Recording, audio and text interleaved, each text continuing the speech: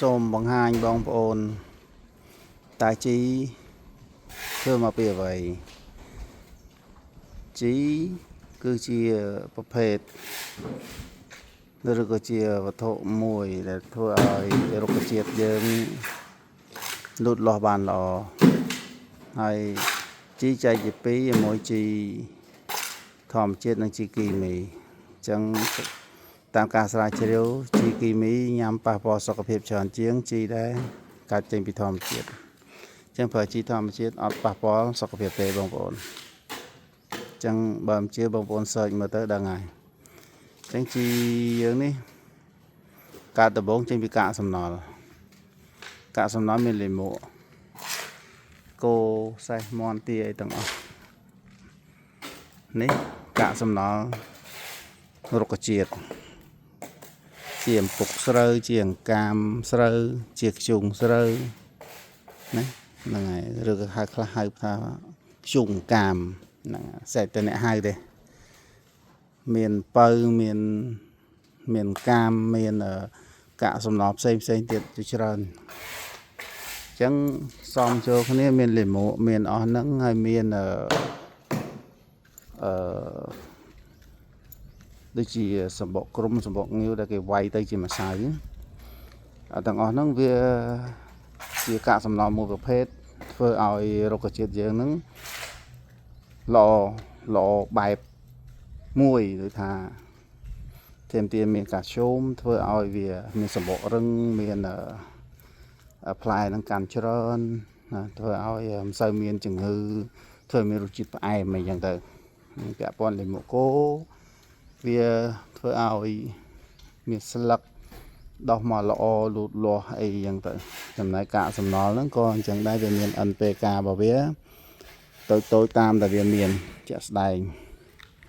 ដូចជាកាកសំណល់ផេះអង្កាមអញ្ចឹងឬក៏ធ្យូងអង្កាមអញ្ចឹងវាមានថាប្រមាណចុចតាមការស្រាវជ្រាវណាហ្នឹងហើយខ្ញុំអត់ចាំតួលេខទេតែនៅក្នុងឯកសារគឺមានទាំងអស់ហ្នឹងហើយខ្ញុំមិនបាច់លម្អិតទេគឺគ្រាន់តែយកមកច្បល់ចូលគ្នាហើយដាក់សារធាតុដតៃទៀតគឺដូចជាមានពួកមេផ្សិតមេបាក់តេរីដើម្បីឲ្យកាច់ពុក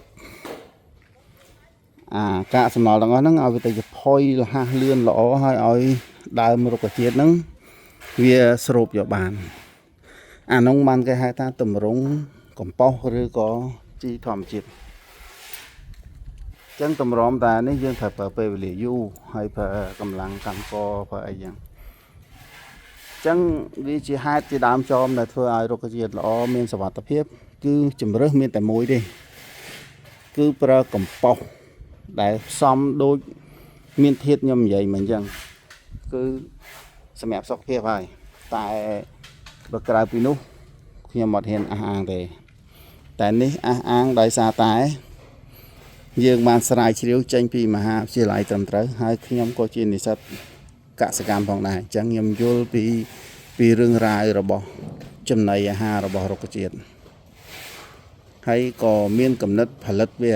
ដើម្បីឲ្យបងប្អូនប្រជាពលរដ្ឋយកទៅប្រើមានសុខភាពល្អហើយទទួលផលបានច្រើនមិនតែប៉ុណ្ណោះគឺគាត់ចំណាយលុយកាក់តិចតួចហ្នឹងហើយដោយសារតែនេះយើងយកមកផលិតគឺចំណេញតិចតួចមានន័យថាទាំងអស់នេះក៏យើងទិញផលិតផលពីណាពីកសិករយើងវិញដូចគ្នាកសិករយើងគាត់ធ្វើស្រែបានអីបានគាត់មានហ្នឹងយកទៅកិនយកទៅអីមកគាត់ចិញ្ចឹមគោគាត់មានលំគោក៏គាត់លក់ឲ្យយើងវិញអញ្ចឹងយើងលក់ជីឲ្យគាត់យើងទិញឲ្យគោទៅមកវិលជុំហ្នឹងហើយដែលធ្វើឲ្យចង្វាក់ផលិតកម្មយើងដំណើរការបានហើយសេដ្ឋកិច្ចជាតិយើងក៏កាន់តែល្អប្រជាជនយើងក៏មានគេហៅថាចំណូលចូលក្នុងគ្រួសាររៀងរាល់ថ្ងៃដូចគ្នាអរគុណច្រើន